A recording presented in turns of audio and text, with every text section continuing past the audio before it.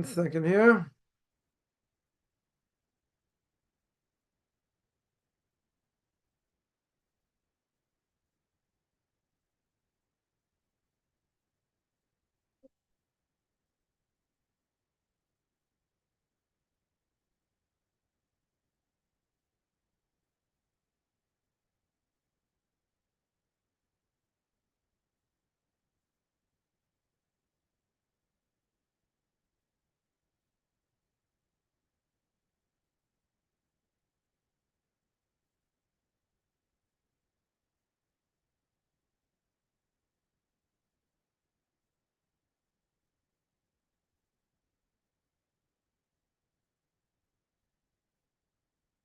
All right, welcome on to this Q&A. Again, want to welcome everyone to this Q&A.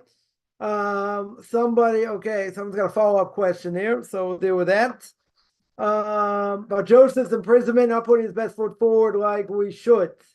This is because we told through prophecy God would save him. He was doubting God by trying to free himself. Now, one thing you got to realize that a person, emunah is a good topic. Very good topic for now because we need a lot of it. Bottom line, a lot of things going on in the world that, we need a lot of, definitely need a lot of help. No question, a lot of belief and faith in God. No question about that. The question is by Joseph. Okay, remember one thing: Joseph was put into prison, right? Something he didn't do. Potentially something he didn't do. So he's put into prison, and he interprets the dreams. Now, by interpreting the dreams, what does he say? What does he say? He says, people always say I don't quote anything, or some people will say.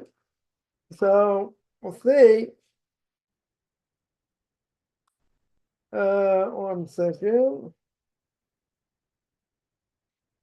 At the end of, I thought it was there. That's probably Parshas Vayeshev. Yeah, the end of Parshas Vayeshev, Genesis chapter 40, verse 23, when he interprets the dreams of the chamberlain, of the cupbearers, and the chamberlain of the bakers. Right, at the end of the parsha, again, Genesis chapter 40, verse 23, Torah says that the chamberlain of the cupbearers did not remember Joseph, but he forgot him. Right, but he forgot him. Right, what's the obvious problem? He didn't remember him, he forgot him. Well, if he didn't remember him, isn't it obvious he forgot him? Right, that's the obvious question. Right, everybody asks, not my question. But the reality is for Joseph, who's on an extremely high level of hishtadlus, right? Not doing hishtadlus, not putting your best foot forward. So an extremely high level of emunah. By having an extremely high level of emunah, by him that was a sin. In other words, he never should have said, I was in prison illegally. Never should have happened. I'm really a Jew. Whatever. It's not my fault. When you get put back into power, tell Pharaoh to tell my story. Tell Pharaoh to release me. So for him, putting his best foot forward was a transgression. But we always say, in general, for most people, putting your best foot forward, that's their obligation. Now, that does not mean, let's keep in mind, that does not mean if I put my best foot forward, that's where the salvation's coming. You have to do it. The Chobos of Avos and Shar bitachon in the gate of faith and belief in God says, that's what you're obligated to do. You got to put your best foot forward. Is that a guarantee? Is that a guarantee for anything? No. In the salvation, most likely, will come from a place you never expect. Right? As we say, Yeshua is Hashem clarifying. Salvation comes at the blink of an eyelash. I've seen by myself, by other people, as well. Where you thought the salvation was going to come from, no. It came from totally out of left field. It came from a place you never would have expected. In other words, if it's on your top 10 list of how you're going to get saved, that's probably number 10,225. So it doesn't even register. Yeah. So for us and someone, who has to put their best foot forward, not on, certainly the high level of Joseph was, right? So that's not a sin. That's putting our best foot forward. For him, it's considered a sin. Right? Is it because, so the question is, okay, is it because if he told through prophecy, God would save him? No. So you have to understand this whole story. The whole story of Joseph and his brothers, very hard to understand. Very, very hard to understand. I'll tell you, I made a kiddush for my granddaughter last Shabbos. And so they got me to get up to speak. So I'll tell you what I said. Obviously wasn't my own Torah. I said the name of my Rebbe. This will help explain it. There's a question. There's a question by Joseph says. You look at the end of Parshas Vayechi, right? I'm actually now one parsha behind, so actually I have to maybe do that later. But at the end of Parshas Vayechi, maybe I'll give you a prelude. At the end of Parshas Vayechi, Joseph says to his brothers, don't think about what you did to me. Our father wouldn't want you to argue and all this. Forget about all that, because God wanted this to happen. God wanted this to happen. He wanted me to be brought down to Egypt in order for me to save you, right? In order for me to save the Jewish people. Now you got to remember, he told over the dreams. By telling over the dreams, he put himself in danger. For sure, he put himself in danger. But it was prophecy, right? It was prophecy over here. And they claimed they judged him. He had stats of a rodef, of a pursuer. And they put him in this pit to see, how heaven's going to judge him, if he's going to get killed by the scorpions and the snakes. Yeah. But he says, everything's divine providence. You threw me in the pit. You decided what you did. God starts, other ways. And God, and God took me out, and this is what happened, and I saved you. This is divine providence. I have nothing against you. I saw other commentaries bring it down as well. That he had no claim against them at all. I mean, look what happened to him. He had no claim against his brothers. Right? He had no claim against his brothers. So says Moiv Rebbe, Arav going to Moshe Moshlita should be well. And he brings down in Biurim and on Hagos, got a compilation of all these Hebrew parsha sheets over the last number of years, where the grandkids put it together, put it in a book. And whatever, it's different things added to what he says, on the parsha, different things he said on the parsha.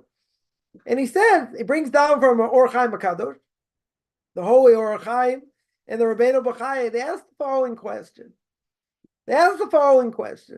And the question is, if Yosef HaTzaddik says they didn't do anything wrong, you have nothing to worry about, and everything is good, between us, I have no ill will.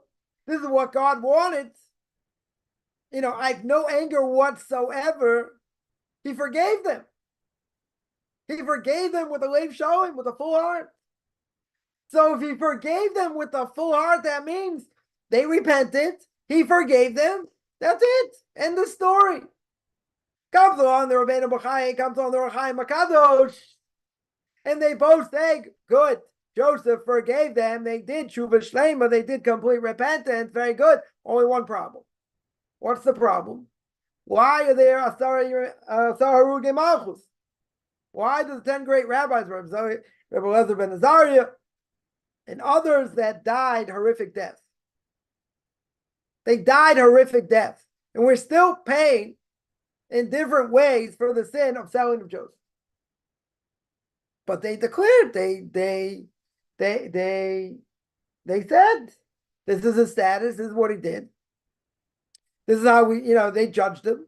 They didn't see they did anything wrong up until the point where things started happening in Egypt. And then they blamed themselves. You would have said, see, if you would have listened to me, this wouldn't have happened. I told you he was screaming, he was crying, this, that. Shouldn't have done it. Well, that doesn't matter. Up until that point, they didn't think they did anything wrong. Right? They didn't understand they did anything wrong. Right? So if he forgave them, so let's go back to the point here. Then I'll answer the question, or I'll give an answer, then I'll answer the question. And that is, according to this, Yosef forgave them. They repented. He 100% forgave them. If he 100% forgave them, why do you have these great rabbis die horrific deaths? Why do you have the Sarah Haruge Malchus? Why do they die a horrific death? If that's the case. He forgave them. They repented. Everything's good. So my Rebbe brings down the Chidah, one of the great rabbis in 500-600 years ago. The Chidah says an unbelievable thing. The Chidah says, we're talking about before the Torah was given. Now, even if you tell me the Gemara says that the Avos, Avram, Yitzhak, Yaakov, their kids, they kept the Torah before it was given, whatever that means, however the Torah looked, the Chidah says what they did at some level, and it's very hard to understand, right? The whole story is very hard to understand, but at their level, why did they get punished? Why is there such a severe punishment even if Yosef accepted their repentance and he forgave them? Why is there such a severe punishment? Says the Chidah, an unbelievable thing. The Chidah says, because before the giving of the Torah, keeping mitzvahs and doing God's will was exactly that, Ratzon Hashem. The obligation of keeping whatever God wanted them to keep was done because of Ratzon Hashem, not because the Torah was given. Even at their level. The fact that they were supposed to do what God wanted, in this case, at some level, whatever level it is, that they didn't do what God wanted, what's the opposite of doing Ratzon Hashem? What's the opposite of doing God's will? Desecration of God's name. Chilul Hashem. So comes along the Chidah and says, an unbelievable thing. So you shouldn't have had a Star Haruge Malchus. They should have been killed in such a horrific way. He forgave them, they repented. But at some level, the Chidah says they didn't do Ratzon Hashem. They didn't do Ratzon Hashem. They didn't do what God wanted. Because they didn't do what God wanted, at that level, whatever it is, it's called the desecration of God's name. Because it was a desecration of God's name, that's how severe the punishment was. Right? So the answer to the question is not through prophecy he saw this. So he put his life in danger. Remember, beginning of Parshas Vayigash, right? We'll just read it here for a second. Beginning of Parshas Vayigash says chapter 44, verse 18, Judah approached him and said, right, if you please, my Lord, may servant speak. A word in your Lord's ears, let no anger flare up. Your servant feel like Pharaoh. Right? He goes the whole thing trying to save his brother before Yosef says, I'm Joseph, my father's still alive. Yeah, so you say a big deal. So he comes to approach Joseph, very good. All Joseph's servants at that point are outside. Nobody else is around. They could have killed him. They could have ripped him to shreds. Nobody would have known it was him. Put his life in danger. He put his life in danger going to speak to the brothers also. Before they threw him in a pit. They hated him more. So you ask a more fundamental question. Why did he give over his dreams? If you know, even if the dream is true, why give it over? You know they're going to hate you more. Because it's prophecy. He had to give over the dreams, even though he's putting his life in danger. So here, is it because being told through prophecy God would save him? No. He was not told he's going to be saved over here. It wasn't he's doubting God. He has no doubt God's going to take care of his needs because God has taken care of all his needs. He had no doubt about that. That wasn't the issue. The issue is that on his level, again, it doesn't apply to us and pretty much almost no one in this generation or anybody for that matter, right? Unless someone's at that high level of emunah. The point over here is what happened was he went too far at his level. He had no doubt about God over here. That wasn't the issue. That wasn't the issue.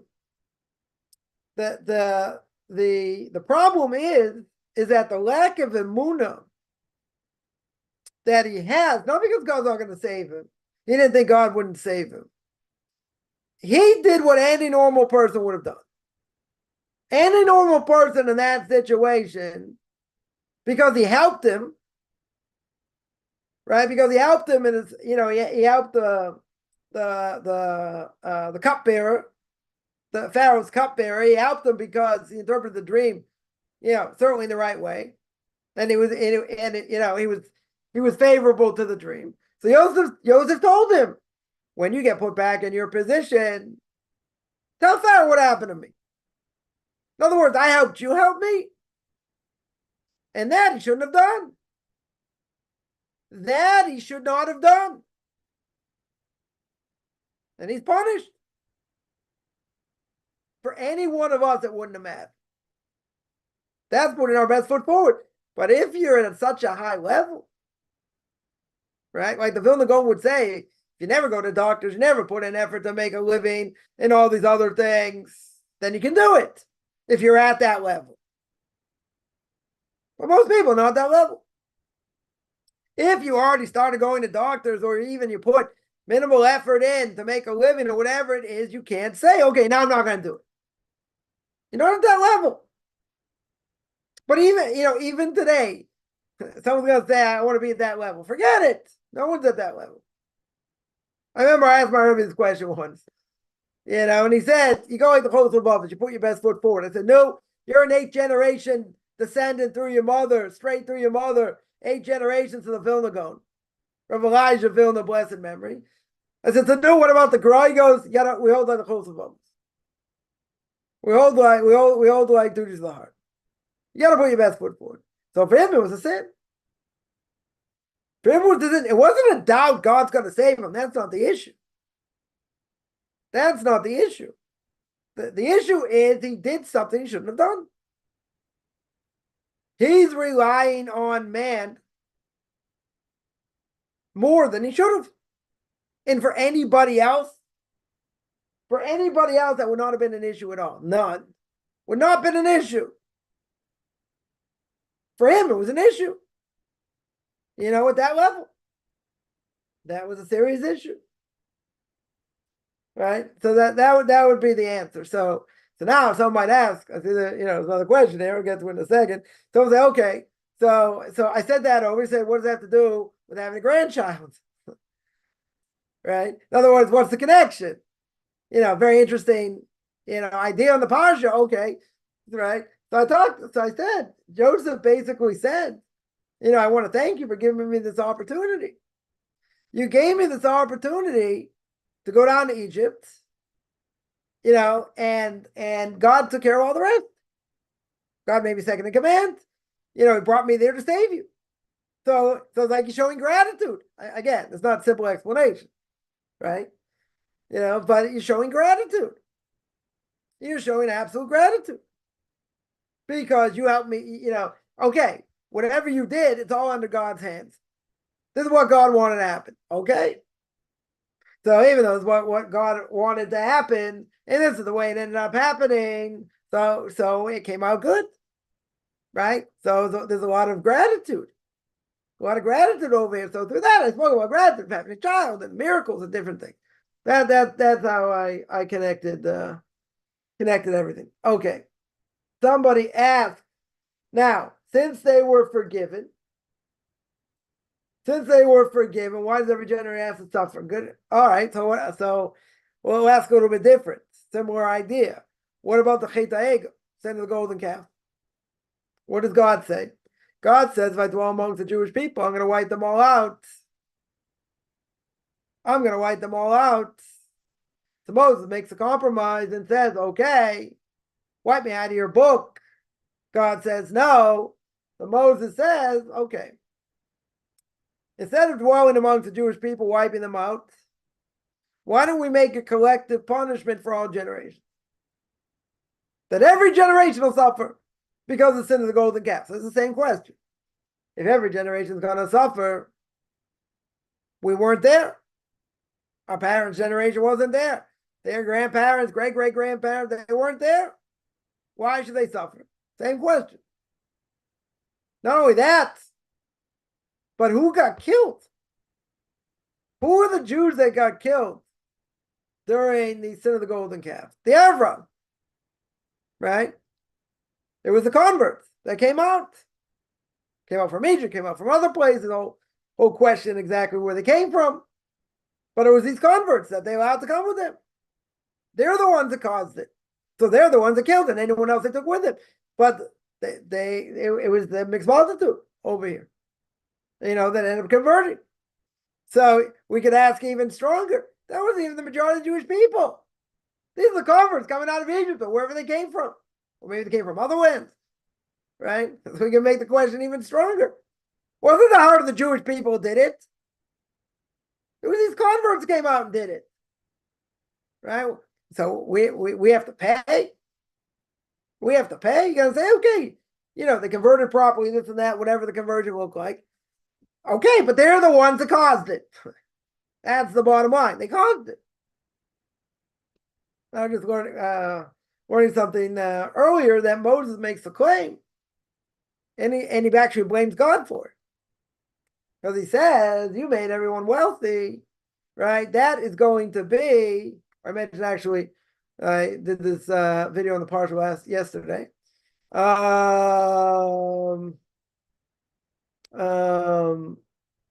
mentioned that because of all the wealth and everything else, that was a test. Mordechai Pogormansky, a blessed memory, tells their Eloi, tells their genius, died after the war, Stormbach Sarm, and he said, Mordechai Pogormansky said, Jewish people have just gone through tremendous amount of suffering and poverty. Not to mention all the people died, but poverty. He says, now, the generation before the Messiah comes, poverty is not going to be the test. Wealth. They're going to be thousands and thousands of Jews going to have unbelievable wealth. Unbelievable wealth. Right? Now, because of unbelievable wealth, what did it do? Caused them to go away from God. That's exactly what the Torah says. The more money you have, you forget about God. You kick him in the face. Right? I've seen over the years, people who became religious, as Jews, Bali Tshuva, potential converts. I haven't seen too many that either became religious or were, converts that, they're mega wealthy. Money and Torah don't normally mix. You want to be a rabbinic scholar, you're not going to have a lot of money. That's just usually the way it works.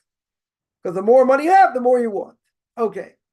So that I can speak about for next 3 days, but we're not going to go there. I'll let you think about that for a little bit. So the question is, okay, so now I'll answer the question, right? Because I just asked a similar question a little bit, on sin of the golden calf. How can it be that because of the sale of Joseph, we're still suffering? And every generation suffering? Now, could it be that every generation is committing the same sin? Or they didn't repent correctly? So there's something which a lot of people are not going to want to hear. But it's true. And that is, there's an idea of collective punishment. Now, collective punishment means, as the Gemara says, Kol Yisrael Ravim Zeh. It's Gemara in Shavuos. Tractate Shavuos. Kol Yisrael Ravim Zeh. All Jews are intertwined. One Jew does something wrong, all Jews get blamed. You don't see it by any other nation. If an Italian did something egregious, right? Did something so terrible. Italian lived in Brooklyn. Yeah. Are they going to say burn down Italy? No more cannoli. Never happened. Never happened. You won't see it by anybody else. Any other ethnic group, doesn't matter. Italians, blacks, Hispanics, Asians, doesn't matter. Doesn't matter. By Jews, even if it's secular Jews, doesn't matter. Religious Jews worse. Because if we do something wrong, right? Secular do something wrong, okay, I can understand. They don't have Torah. They don't have any guidance. Makes sense. If a religious person does something wrong and they know better, it's worse. Right? That's a desecration of God's name, not in the literal sense. Not strict definition, but that makes us look bad.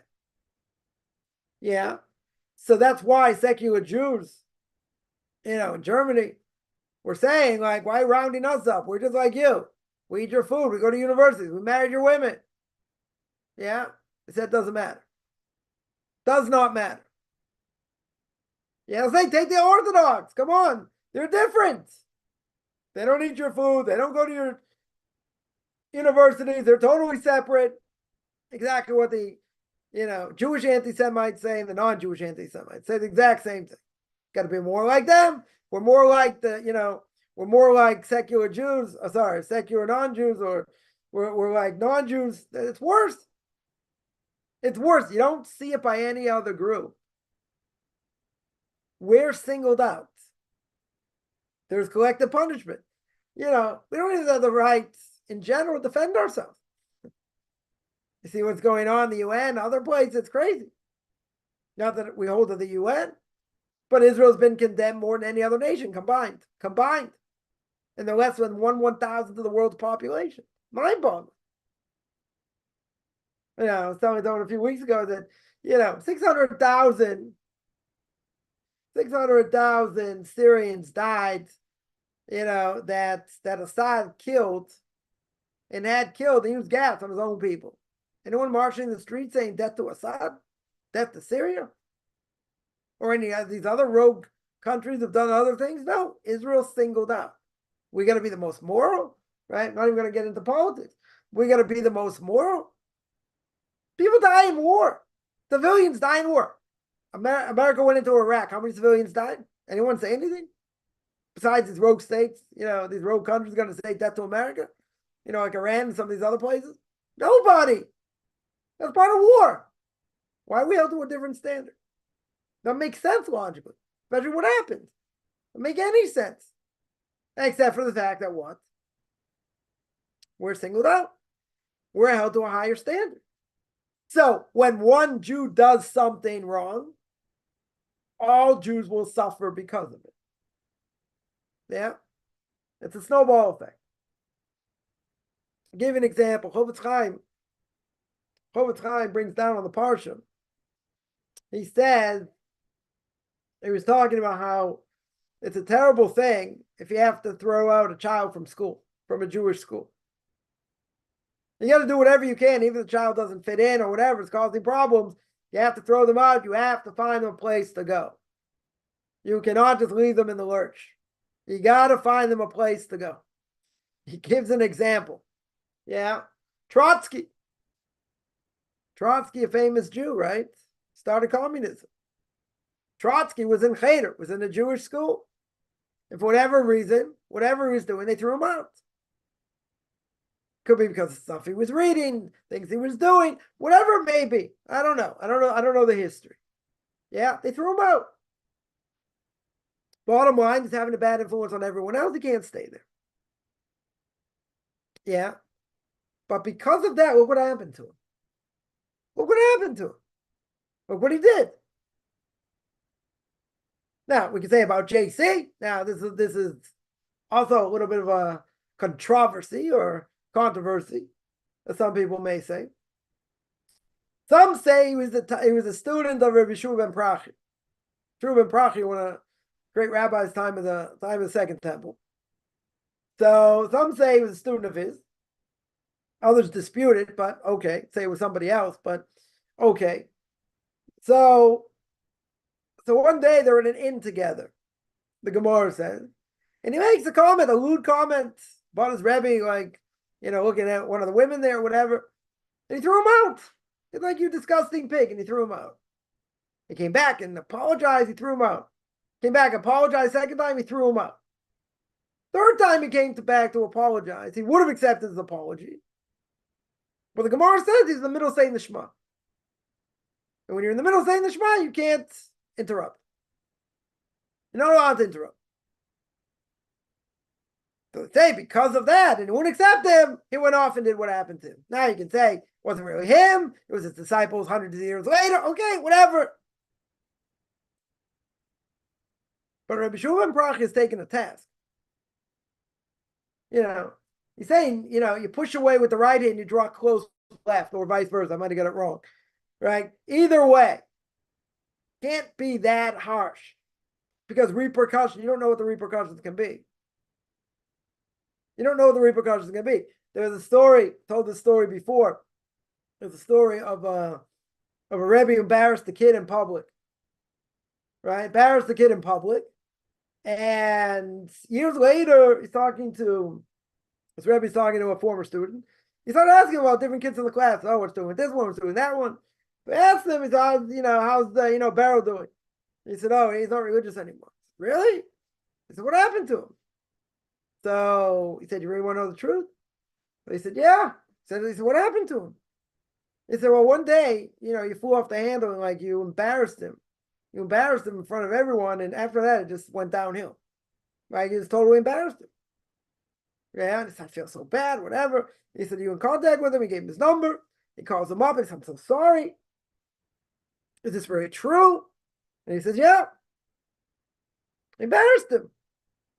So he says, how can I make it up to you? I'm so sorry. You embarrassed someone in public, you use your portion of the world to come. Pretty severe thing.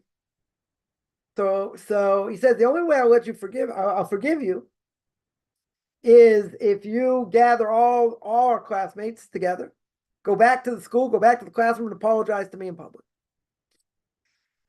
So this guy's like, are you kidding? Is there any other way? This is going to cost me a fortune. I don't have this kind of money. You fly people in. He was in Israel, whatever. He's like, that's the only way I'll forgive you. The only way. So this Rebbe goes, this guy goes to Rabbi Eliashib, the Torah giant of the last generation, going to everybody, right? So he goes to him and says, Rebbe, what do I do in this case? He embarrassed him in public. He loses his portion of the world to come. Rabbi Eliashib screamed at him. And he said, I don't get the question. I don't even hear the question. He says, he's giving you your Olam Haba back. He's giving you your portion of the world to come back. You're not going to do it? Then what are you, a fool? He's giving you your Olam Haba back.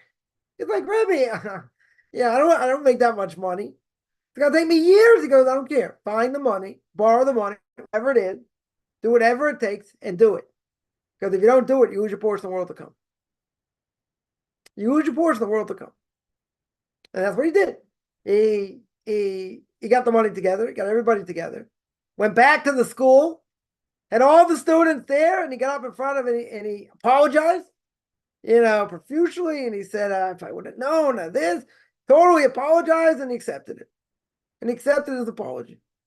Now, I don't know the story, the person became, started to become more religious, not, but that's really, for us, that's the end of the story.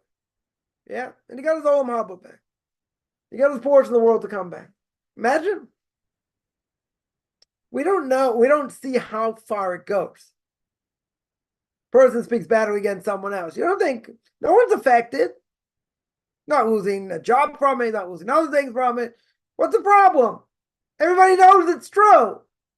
Even so, all these prohibitions, you don't know the repercussions of what you do and the ramifications and how far it goes. Now, even though this Rebbe embarrassed this kid, and he ended up going off after that, or shortly thereafter, whatever it was, you can't judge somebody. We mentioned this many times. You can't judge someone unless you've been in their shoes. 100% you can't judge. But at the end of the day, God will judge it how he sees it. But just because that happened, that's a big test. I don't know if anyone's ever been embarrassed. It's akin to murder. Not exactly murder, right? The whole difference of opinion whether a person kills somebody, they lose a portion of the world to come or not, right? The Rabbeinu Yonah goes so far to say in Gate to Repentance that even if embarrassing someone in public is akin to murder, similar to murder, you turn white, then you turn red, so it's like you killed them. Anyone's ever been embarrassed, you feel like you've been demolished and destroyed. Very good. So he says, Rabbeinu Yonah said, use your portion of the world to come for that. That's mind-boggling. That is mind-boggling. Why? If you're going to tell me it's already a difference of opinion whether you use your portion of the world to come for real murder, actually you take someone's life, something that at best is an offshoot, you want to tell me you use your portion of the world to come, is a huge chiddush. Very, very big novelty here. But I digress. The point is there's collective punishment. Whether we agree with it or not, all Jews are intertwined. So therefore, it's like a part, if a part of your body, gets injured, whatever it is, the whole body feels it. That's the parable.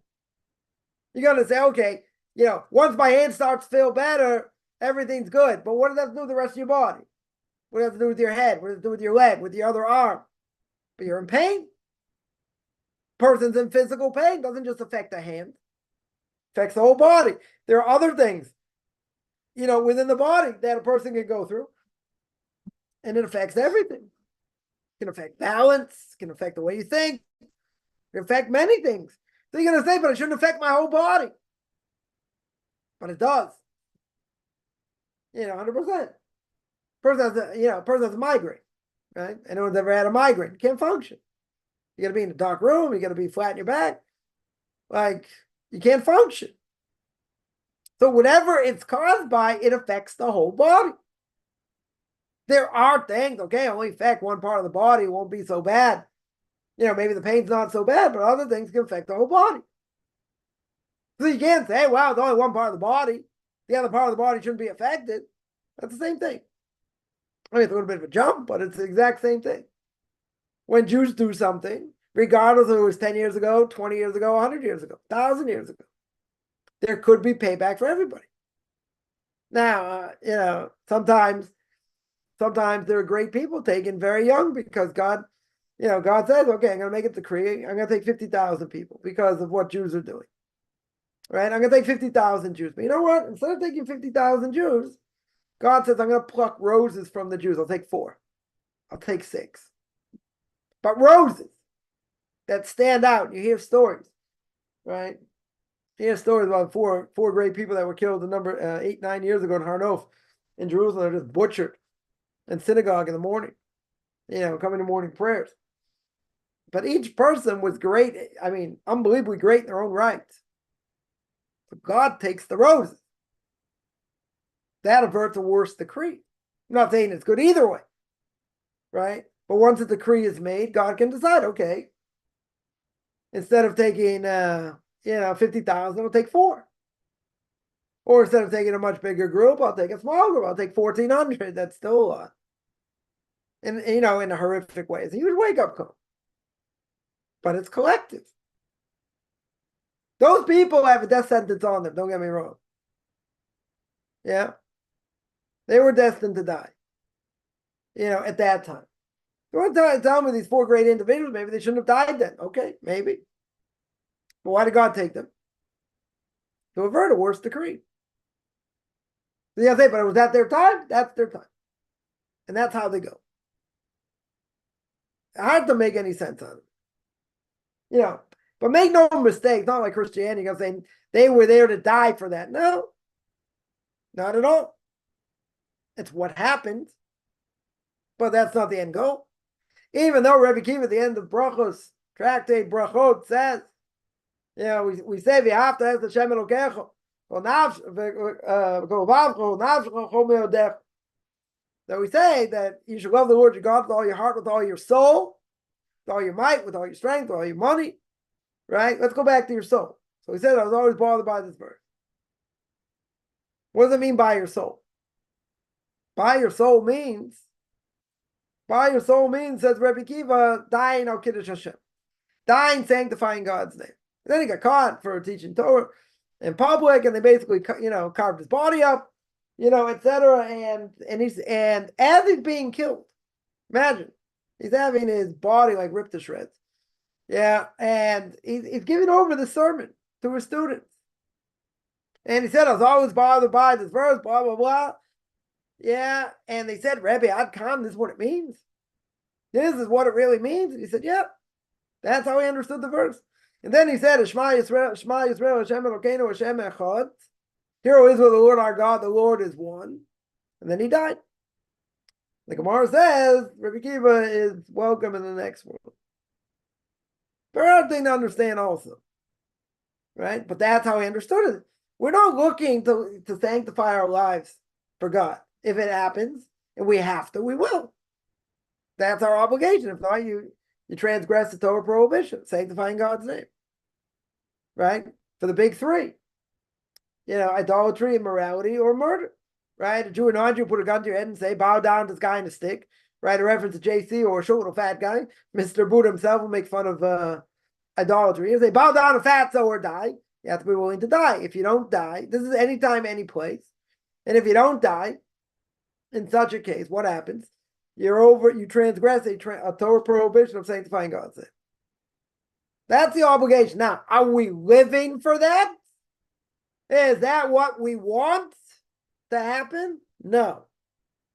If it happens, we're in that circumstance, then we have to do it. Then that's our obligation. We have to be willing to sanctify ourselves for God. Yeah, a lot of questions here. Let me see. Someone asked, do we consider pre-Sinai people as Noahides? Big question. Big question. And do we poskin according to that? Understand, for example, some say Yehudah's sons, they're not spilled seed in vain. Yeah. And Hashem killed them. Therefore, Noahide spilled seed in vain. Then he's liable for death penalty. Okay. But they were Yehudah's sons, they were holy of holies. No Gentile has such a holy father. So pre-Sinai people were not Jews. Okay. The question is, so that's a huge question. That is a huge question. And once you start asking this question, you look at the book of Genesis in general, it's very hard to understand. Right? First question, you see by Tamar and Yehuda. Now Tamar dresses up as a harlot, and whatever Yehudah's with her, he's not allowed to be with his daughter-in-law. So if they're Jews, how is he allowed to be with his daughter-in-law? Some say he stayed with her, some say he didn't. Right? It's before the Torah is given, but the kingship never leaves the tribe of Yehudah. This is where kingship comes from. Now, you bring up a good point. They are not Jews. They 100% are not Jews. And they die, for spilling seed. Very good. Yeah. So that would be one good proof that even non-Jews, if they spill seed, they're liable for death penalty. Right? So there's a lot to be said on both sides of that topic. There are many who say, bring this as a proof to say for sure non-Jews are liable, for spilling seed. Others bring other proofs that say not that way. And a major discussion. Major discussion.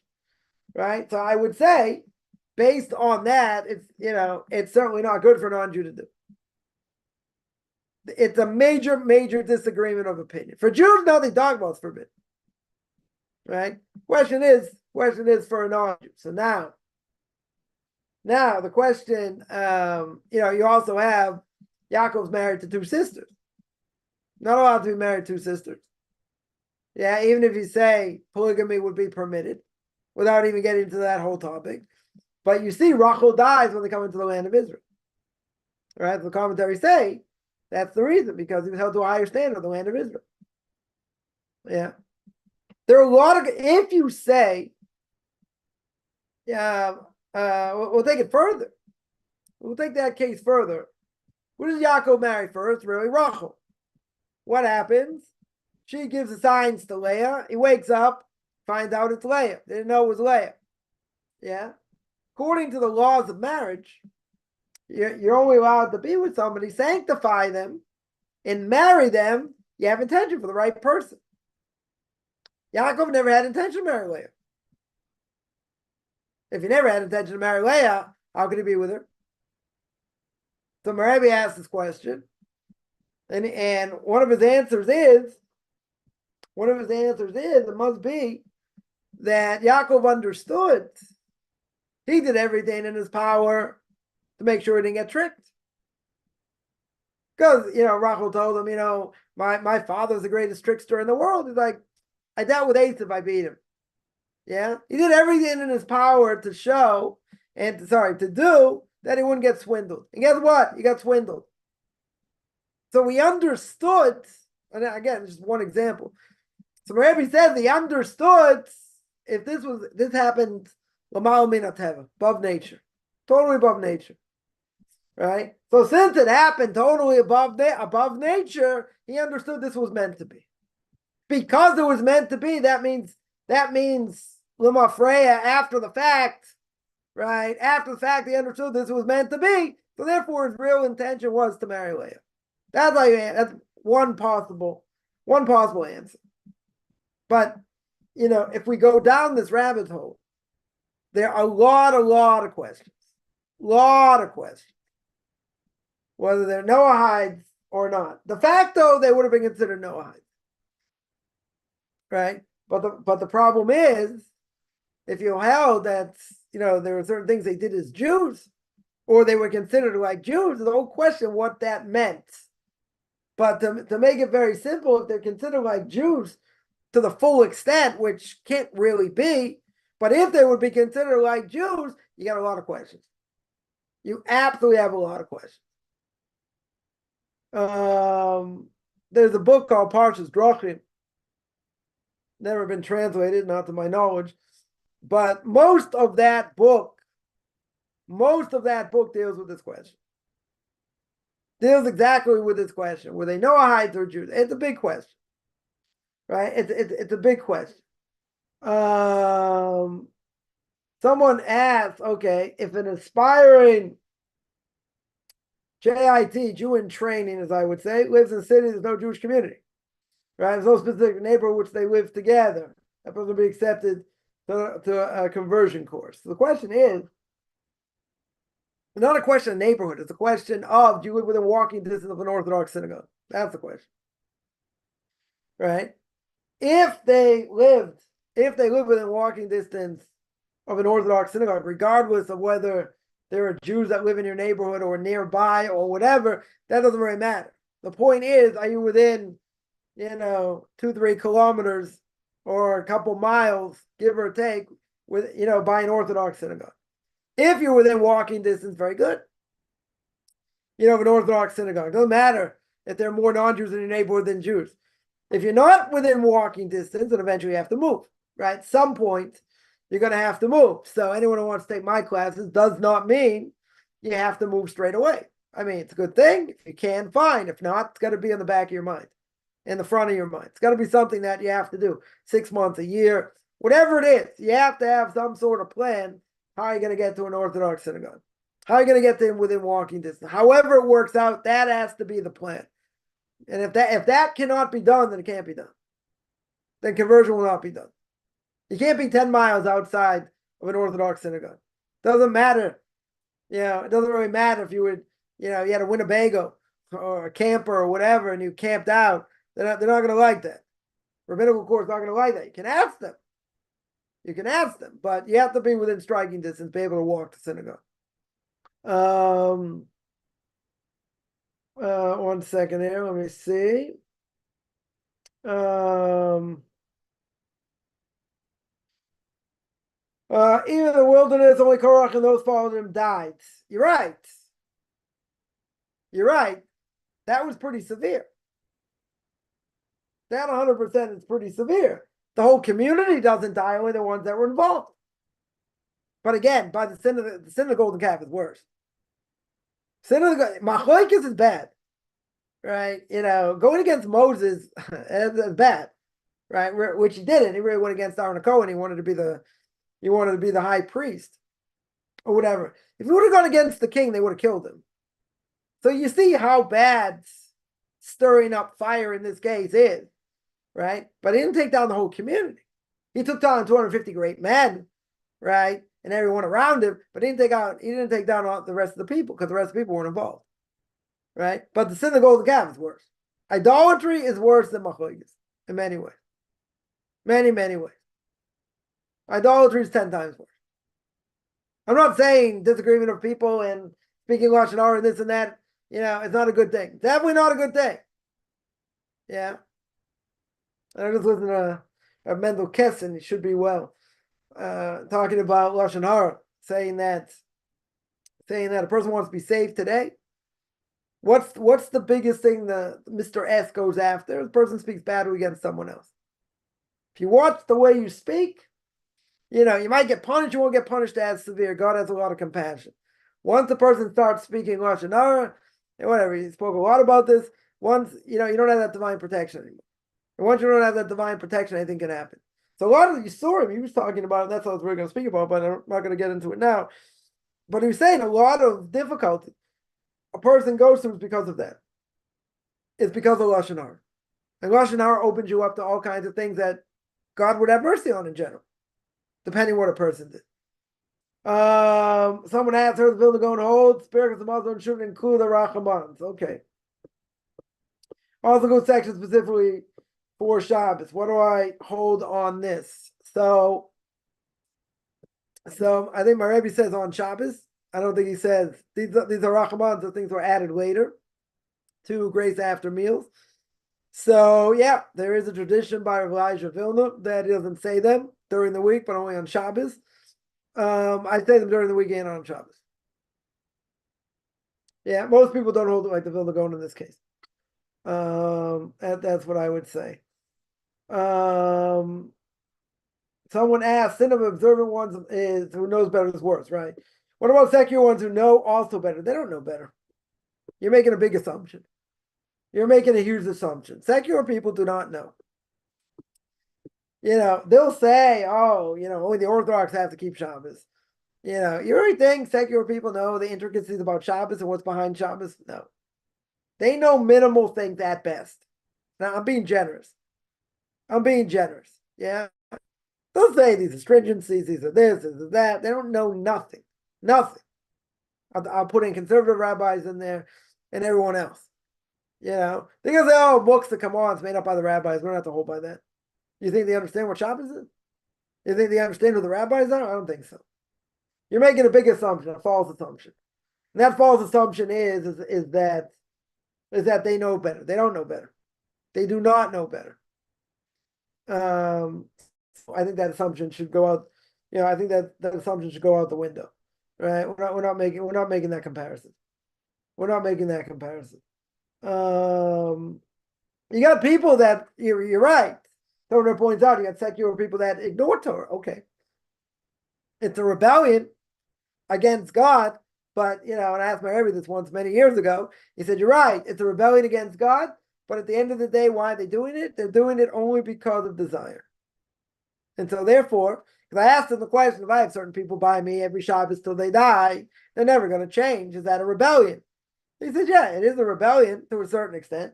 But he wanted to say, no, it's only that why are they doing things out of desire. They're only doing it because of desire. Even though technically it's really rebellion against God, but what do they know? They're not changing. Why aren't they changing? If they really understood it, wouldn't they keep it? They're going to say, but they have an agenda, and they don't want to do too much. They got all their excuses. It's not for me. Maybe it's for you. You'll get more merit. I'll get less, but no, you won't get anything. Right? Why should you get anything? They choose to ignore Torah. You're right. Right? But even if you want to say some people know better, depends what level. I think most people today don't know better. I would totally disagree. They don't know better. There are people who grew up even quote unquote modern Orthodox. They don't know better either. In many ways. And and they're taught, they should be taught properly. Their rabbi should be teaching them properly. How they come out totally cracked? How they come out totally messed up and think, oh, this is just a homer. This is just a astringency. Different things. How's the person think that? Because they were either they were taught wrong, the possibility, right? Or that's just what they think. We can say, but they grew up. They went to a Mount Orthodox high school. Yeah, so you would think they would know more than they do. They don't. I had an opportunity to go when I was in ninth grade. I didn't go. My high school I went to had a good, good reputation, this and that. But I saw what people came out of a mixed high school, so to speak. Not impressive. At least the people I saw. And not impressive. Not only how they act, but what they know. And I'm saying you can even see people went to black hat places. They dress the part, let's say.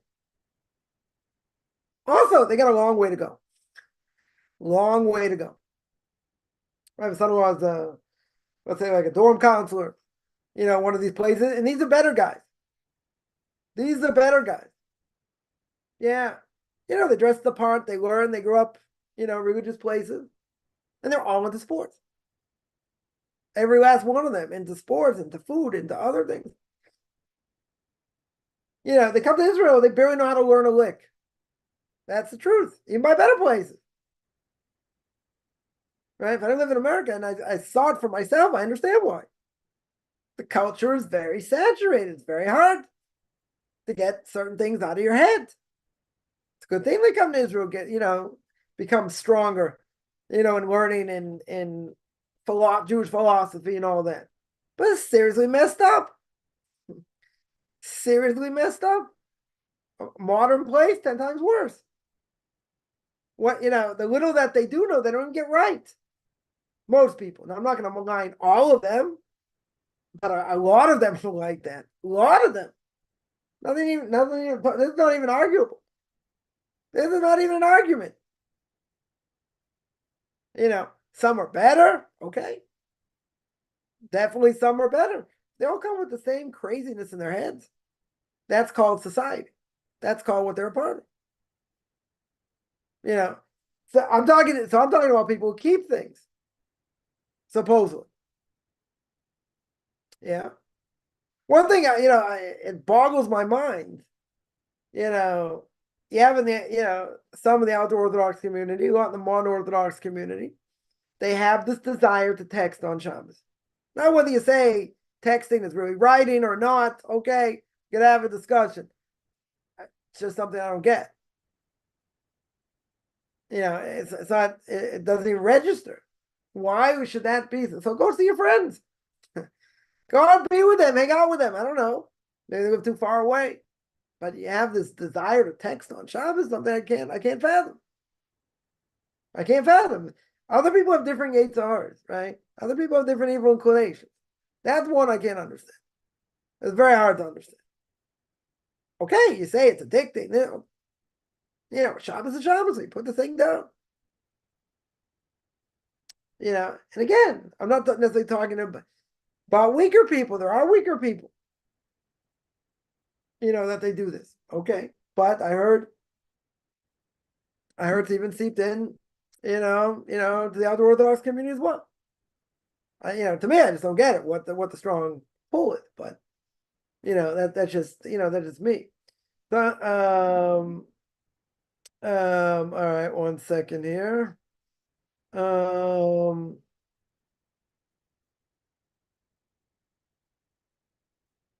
If there are too many machlokeses, right, in the Gemara, let's say, too many disagreements, okay. And pretty much everywhere else, something that shows Torah, Sheba'al Peh, i.e. oral law, was transmitted to Chachamim in a broken way. I wouldn't say it's a broken way. Why say it's a broken way? They're repeating what they heard. Right? They're repeating what they heard. right? So then there's the whole question, oh, you really heard that? There are all these different lines and different chains repeating what they heard in the name of their Rebbe and whatever, and then other people say, wait a minute, how'd you hear that? Because it's like this over here. But there is clarity. We do have clarity, even though there are differences of opinion. That's the whole point. That's the whole point. Torah would have been so close if you only brought the one opinion that we hold like. So you had to include everybody, even if we don't hold like that. But that brings out the discussion more of why we hold what we do against why we don't. Right? That doesn't mean it's broken. That doesn't mean it's broken. It's not a game of broken telephone. They transmitted what they heard. The question is, do we hold like this or not, and why? In other words, I have a disagreement here. You said like this, but I got a source like this over here. Or I got this other opinion said not like that. So very good. So now there's a back and forth. Why they hold what they hold. Right? It doesn't mean it's broken. Just making it more vital to show what, even if we don't hold like that, why? That's really the question. If we don't hold like that, why put it in? It doesn't mean it's broken. Doesn't mean it's broken. It's because you're opening it up in different ways to get to what the truth is. You could get to the truth by telling me, okay, this is the halacha, that's what we do. Very good. You have no discussion. But discussion brings out why we do what we do, essentially. Right? Essentially. Someone asks, assuming a non-Jew in the past has spilled seed as a form of contraception, how would you repent? So something like that is a different issue. It's a different issue whether a non-Jew is obligated in having, a lot of kids and you're not using contraception. I mean, there is permissibility to use contraception. What happens, let's say, if a woman gets pregnant, she'll die, potentially die. Right? So contraception would be permitted. Yeah. Or what if she has, I don't know, she has, 3 sets of twins under the age of 4. Right? She gets pregnant again straight away. She'll have a nervous breakdown or something like that. So contraception, when it's permitted, that's not called spilling seed. Right? I'll ask a little bit different. Let's say a woman's pregnant. Yeah. Can you have relations with a woman who's pregnant? Your wife is pregnant. Can you have relations with her? It's also spilling seed. 100% spilling seed. Right? But since that's a natural way, and we're going to say she only gets pregnant once, not like she's going to have twins, after the fact. Right? Once she's pregnant. Right? So we don't hold that. Certainly by Jews, we don't hold it by that. That's spilling seed. Now, if contraception is permitted, right? If it be permitted, not an issue. Right? For a non-Jew, contraception is not an issue. They want to have one kid every 5 years, not a problem. That's not a problem. Yeah. Depends what type of contraception also, but it's not a problem. For Jews, it's a much bigger problem. Much bigger problem. So my assumption is it's not forbidden for a non-Jew in that case, so you wouldn't have to worry about it. Right? That you wouldn't have to worry about. Now, if you're going to tell me, wow, you spilled seed or whatever, okay, I'm not the address how to fix that. I mean, there are people say you have to fast twice a week for like 6 months, something like that. Maybe other things. I'm not necessarily the address for all the things to fix that up. Someone asks, what's the conclusion? What's the conclusion of that book about Noahides? If the Noahides, I haven't gone through it myself, but there's a lot of back and forth. Tremendous amount of back and forth. Whether they are or not. I'm just going to say like this. I'm talking about the patriarchs or their kids, whether they were, the Shiftei Ka, the tribes, right? If they were Noahides or not. I'm just going to say there's very strong argument to say that they should be considered like Noahides, because otherwise there are a lot of questions. A lot of questions to say that they're Jews. A lot of problematic things. It's Orthodox a piece of punishment only for Jews or the non-Jews. Oh, yeah, the Gemara says Torah Rasachas means you're in hot dung, right? That's the Gemara. That's what JC's going through. No, sorry, I think that's Shikfa Zera. I think that's like that's what do you call it? That's what do you call it? Like seed is what he's being punished with. It's either that or what do you call it? Or Or I guess number two, whatever, or dung or whatever that he's feeling in the next world, whatever, whatever that means. But you see, a non-Jew can get that punishment. A non-Jew can definitely get that punishment, the Gemara says. Right? The Gemara brings up such a case by non-Jews. By JC was a Jew, so that's a bad example.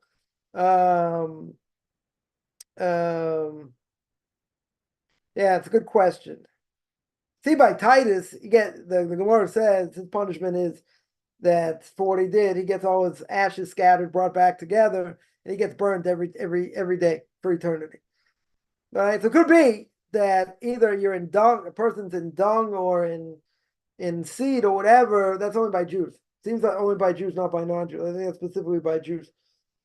Right? I think that's specifically by Jews. But can a non-Jew get punished that way? Good question.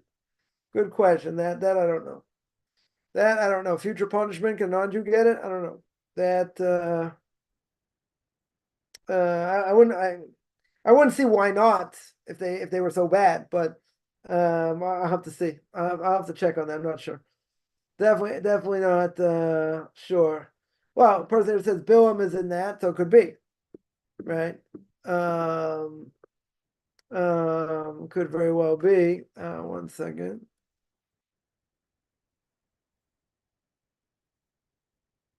Let me just see here.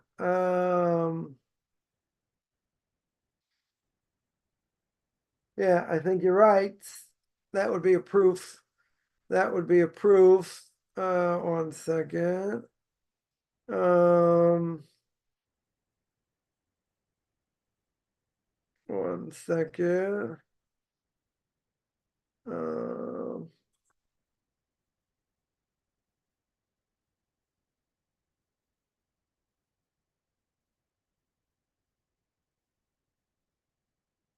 1 second. Where is it?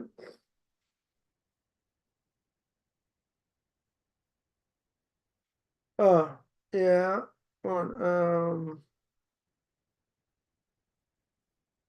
Yeah, Bilam himself, I just want to verify that. Bilam itself is getting in the tractate getting 57b or 57a and 57b. Says that his punishment is he's in Shikvas Zerusachas. He's basically being punished by being in basically in hot sperm. So yeah, that would be a good proof. That would be a good proof even by non-Jews, right? Even non-Jews can get that punishment. So is it a place of punishment? No, right? Even if you want to say that they're going to punish in hot dung or whatever, it's not. I don't think it's not a place of punishment. It's a punishment itself, at least as far as I understand. Yeah, can non-Jews get eternal punishment? Yeah, no reason why not. I just mentioned by Titus. Yeah, they can definitely get eternal punishment. Yeah. Let me see other questions here. Why is a convert judged more harshly than a Jew? Which I absolutely know even better than a convert. Why? Convert coming in, there are certain things that get judged more harshly. Sorry, about a non-Jew by Noahide laws, right? But a non-Jew, a convert, convert,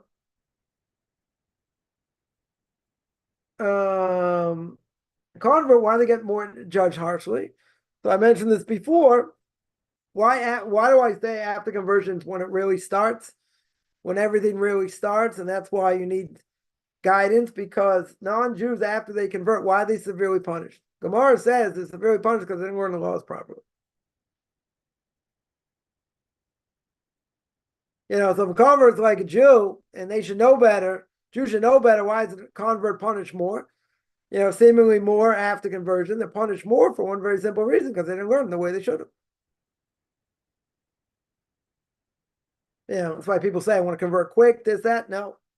Convert when you know what you're doing.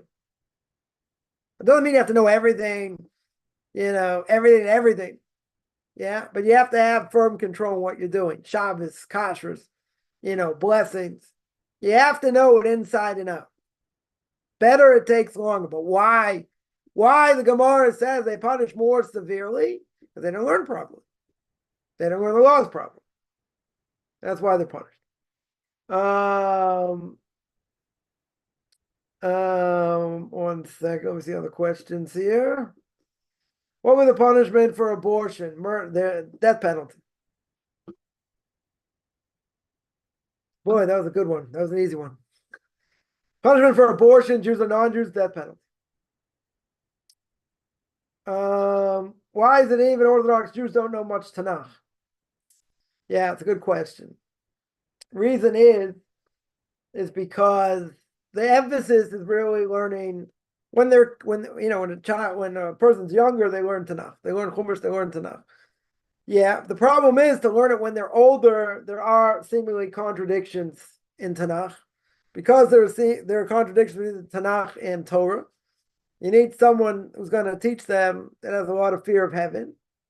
And the emphasis at that point anyway, when the child is older, is to master Gemara. Now, a lot of Gemara is based on Torah, right? Based on verses in Tanakh also, right? Tanakh is very hard to learn. Very, very hard to learn. Yeah.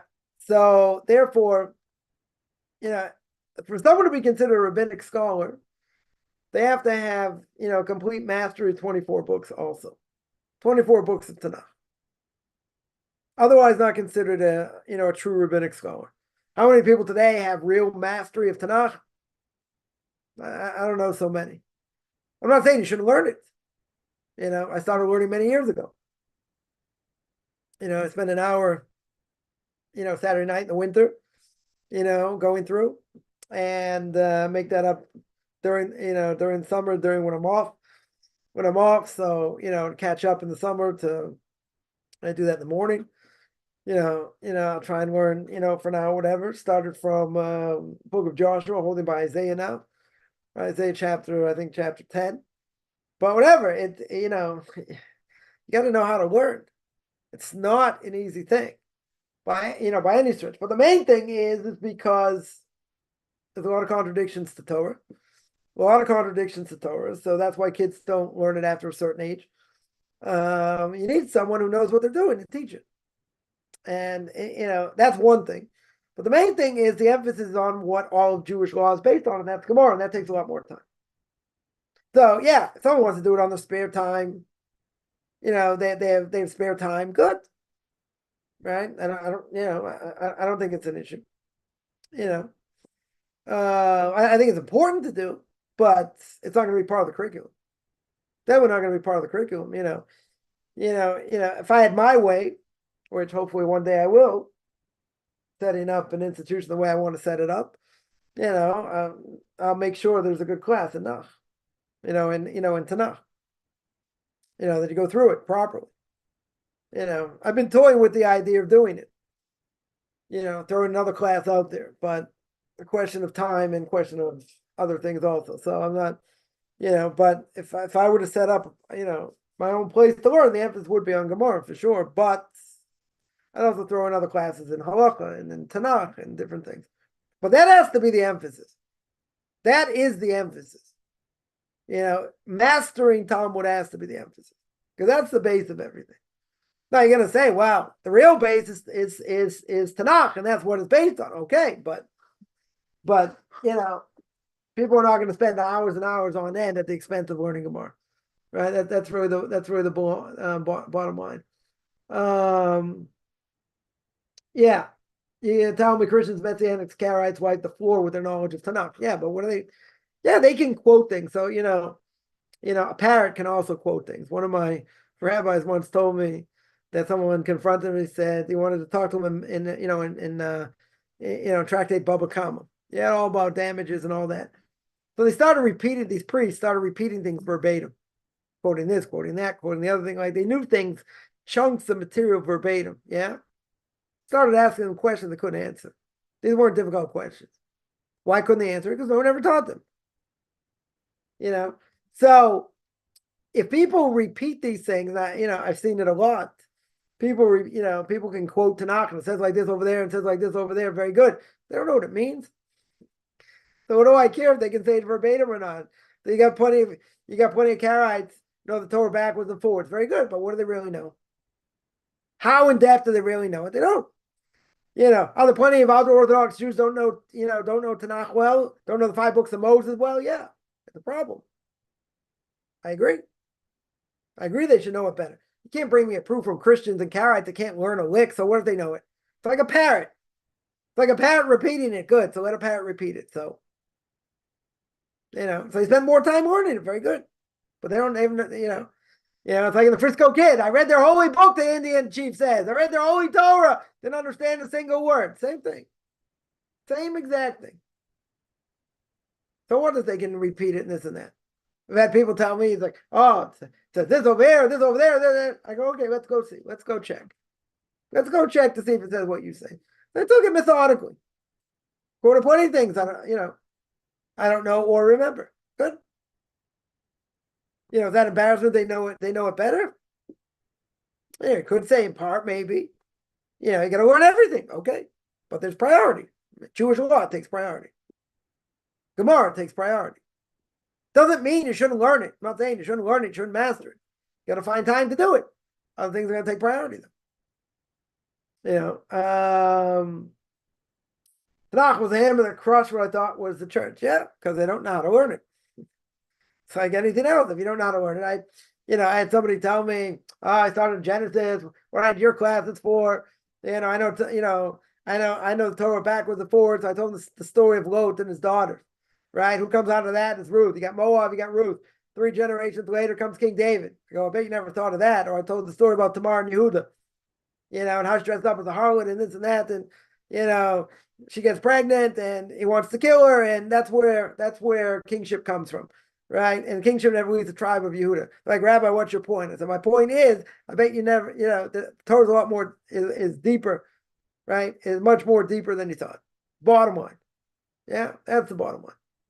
Right? So, I think a person should be well-versed in Torah, be well-versed in Tanakh.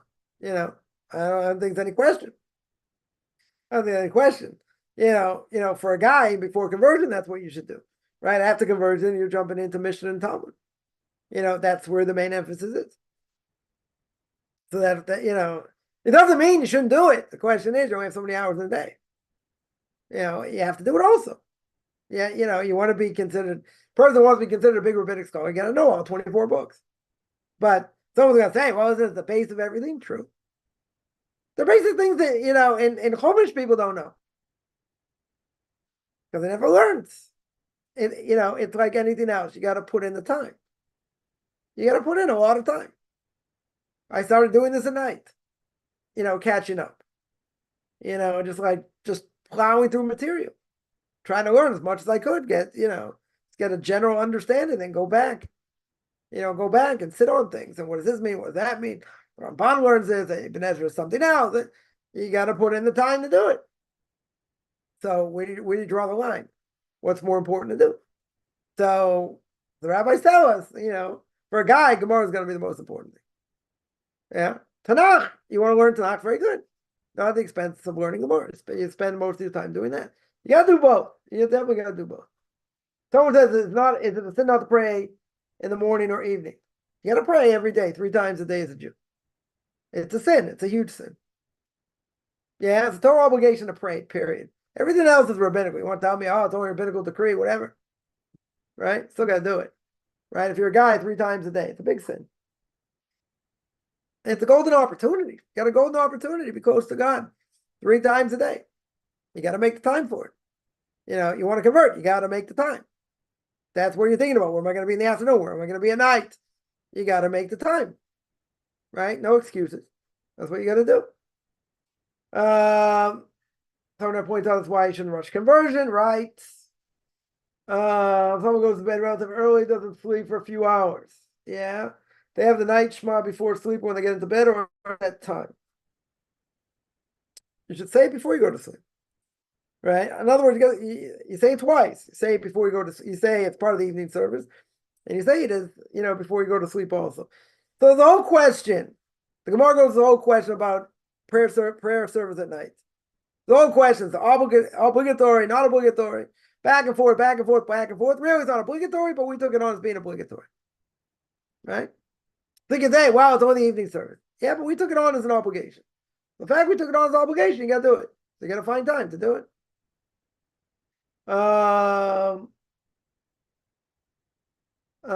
One second. Let me just see if there are any other questions. Why is it so hard to understand the words of the Nevi'im? Because they don't want everyone to understand what they said. They want to make it known for everybody, even though it got translated. Right? There are a lot of things that are clouded there. Especially about the coming of the Messiah, what it's supposed to be. Right? So it wasn't supposed to be open for everybody. That's the whole point. So you got people that think they know it, and they don't know their nose from their elbow. Right? It wasn't supposed to be made known to everybody. What the person did an abortion, why she did it, doesn't matter. Doesn't really matter why. Right? Except that she was raped. If she was raped, that might be a different issue. Right? But if she wasn't raped, she won't have the kids psychologically, other things, I don't know. Yeah. In most cases, it's depending on what most people, they're going to have an abortion because they don't want to have a child. If you want to tell me the extenuating circumstances, someone got raped, other things, okay. There are reasons potentially to do it, right? At a certain time. But that really wasn't the point over there.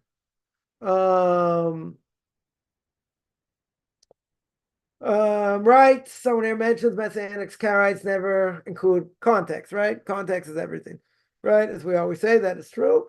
Someone asks, we talk about a Jew's level. Is there any way of knowing our level? No.